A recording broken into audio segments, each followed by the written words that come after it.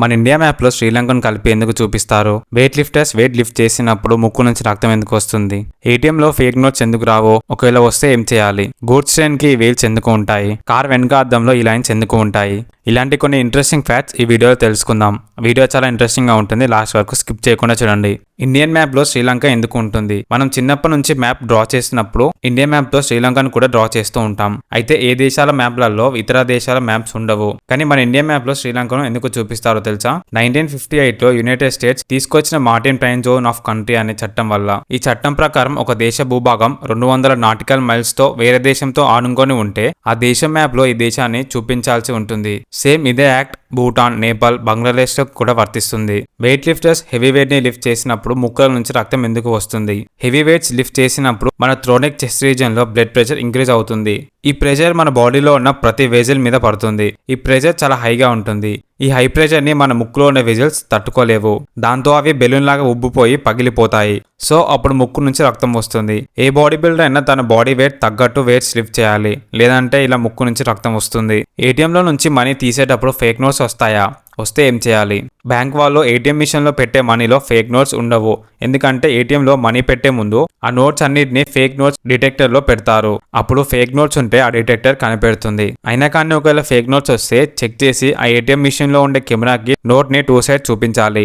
అప్పుడు వచ్చిన రిసిప్ట్ ని జాగ్రత్తగా ఉంచుకోవాలి. ఆ తర్వాత అక్కడే ఉండే సెక్యూరిటీ గార్డ్ కి చూపించాలి. ఎందుకంటే సీసీ కెమెరా పనిచేయకపోతే రెండో సాక్ష్యం యూజ్ అవుతుంది. తర్వాత బ్యాంకు వెళ్లి ఆ రిసిప్ట్ ని చూపిస్తే సీసీ కెమెరా చెక్ చేసి నోట్ ని ఎక్స్చేంజ్ చేస్తారు. గూడ్స్ ట్రైన్స్ కి సైడ్ కి వీల్స్ ఎందుకు ఉంటాయి? దీనివల్ల యూజ్ ఏంటి? ఫస్ట్ లో ట్రైన్ స్టార్ట్ అయిన కొత్తలో ఇలాంటి వీల్స్ ఏం లేవు. దానితో రైల్వే శాఖ కొన్ని ఇబ్బందులను ఎదుర్కొంది. కొంచెం ఏదైనా ఎత్తైన ప్రదేశంలో ట్రైన్ ని ఆపినప్పుడు ట్రైన్ కొంచెం ముందుకు వెళ్లేది. దీనితో గూడ్స్ లోడింగ్ అండ్ అన్లోడింగ్ చేసేటప్పుడు చాలా ఇబ్బంది ఎదురయ్యేది.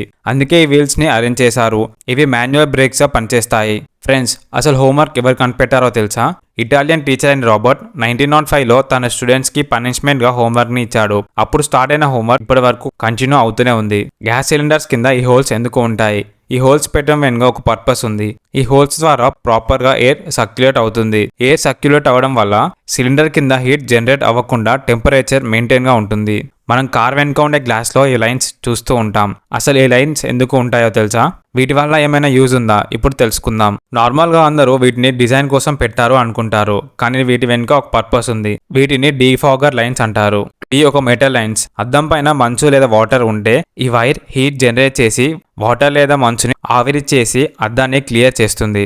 అయితే వీటిని ఆన్ చేయడానికి కార్ లో ఒక స్విచ్ ఉంటుంది, కానీ ఇవి కార్ యొక్క ముందు అద్దంకి ఉండవు. ఎందుకంటే డ్రైవర్ కి క్లియర్ విజిబిలిటీ ఉండాలి కాబట్టి.